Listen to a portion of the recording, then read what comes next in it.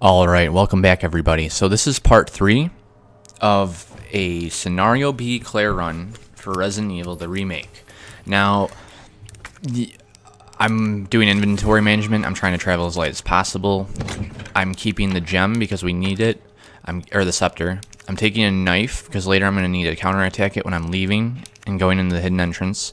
I'm taking the grenade launcher so I can use it on Mr. X. I'm not taking any ammo because I will be picking some up.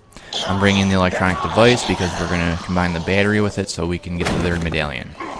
I was lucky that the cop flipped over the banister right there, so she is no longer a threat on this level. I can grab the red herb. I do want to mention, okay, so in this, you're going to get a lot of flame rounds, and you're going to get the box for the dongle. So we're going to get the gem here, take it out of the scepter, and get the dongle so we can bring it to the S.T.A.R.S office that we're going to. I want to mention that this isn't a pure speed run, like an hour or so, like I've seen people do. This will get you through the game in 2 hours or less, so you will hit S rank. I got S rank last night.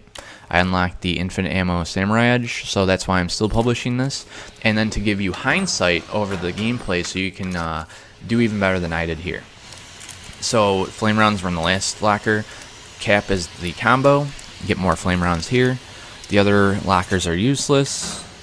You don't have to open them. I do. I don't know why. Use the valve handle here. Now we're gonna go through. You also, yeah, I mean, you could do all this without saving. You could probably string all of these 3 saves together. I was trying to break it down in 10-minute clips so it's easy for people to watch and not have to sift through like 2 hours of video. You can kind of like get a feel for where, you know, what's going on. So flame rounds there. Again, this isn't like a optimal speed run. This is me taking basically as much shit as I can grab and making sure that I can get as much stuff as possible one way through, so I never have to backtrack. Never have to double back. So this is like the high, it's like you get so much recovery items. You get a first aid kit and 2 red herbs. That's like 3 full heals. We've been stocking green herbs and not using them. You always want to make sure you have 1 green herb for every blue and red herb you get, so you can mix them. Here we're going to use the dongle to open up the security room. I do have to apologize for the recording, the audio of this file. You might notice it right there. Make sure to grab the USB, because we're going to need it again. Right here, I just make sure to put it back in because we're going to have to use the badge portion, not the USB later. So it's already set up. I grabbed the bullets, realizing that I didn't have any. I wound up dropping them because they're just like the weakest link. You got recoveries, you got acid rounds, you got a knife for counterattack to save you from healing. You know, you got a flash grenade. Like everything else is more important than those 6 bullets. So I wind up dropping them for the submachine gun. Now, disclaimer about the audio, it sucks because I recorded and saved, and then I played and recorded and saved, and then when I went to check out the file here to put voiceover, I noticed that the audio was tainted and shitty, and basically if I were to go and replay it, the events would not line up accurately, if that makes sense, because when I would redo this, the zombies are going to be in different positions. I'm going to use a different amount of ammo. You know, everything's not going to be exactly the same. It might be very, very similar, but it's just not going to be the same run through. So I apologize, and I hope it's my voice. It kind of is over the shitty, kind of staticky. This is the only clip that's like that, so it's kind of nice. Here I use 3 flame rounds on him. It might be better just to use a flash grenade. I save my flash grenades for the clock tower portion because it's more intense to me. He's chasing you for longer periods of time, and it's not as easy to dodge him. What might be a better way of using your flame rounds is actually to use them when you get your grenade launcher for the first time. I've watched basically the guy who has the record for speedrun.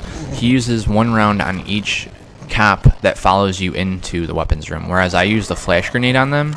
He uses 1 flame round each, and that makes a lot more sense to me because it's 2 flame rounds. It takes 3 flame rounds to take Mr. X down, but it takes a lot of time to reload your gun. Okay, here, quick one. If you open that door and keep it open so you're standing in the way so it doesn't shut, it will not, this bookshelf will not topple like that. So that way you can leave there. That's just a trick I have found out later. Here I used it differently.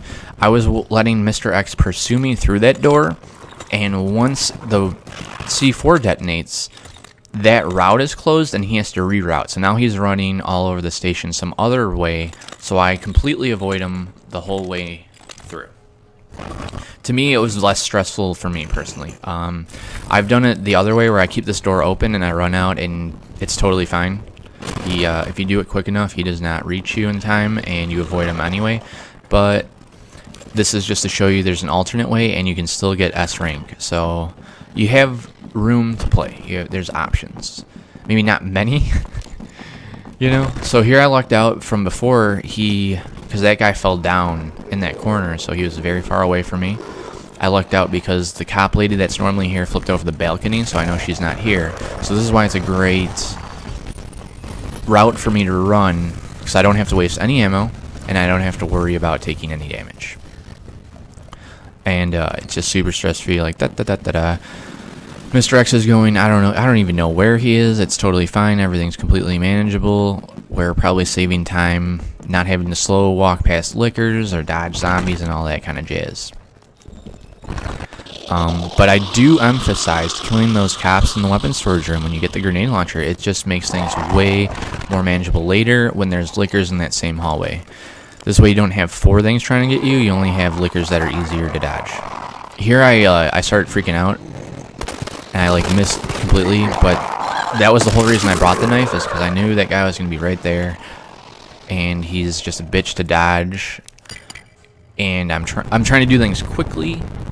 You know, I'm sure I could have like baited him, went around him, not used the knife, not used any ammo, you know, this and that. But I'm still trying to keep the game under 2 hours. So I'm trying to show you that there's ways to strategically use the items you get. Alright, so next clip is coming up. Thanks.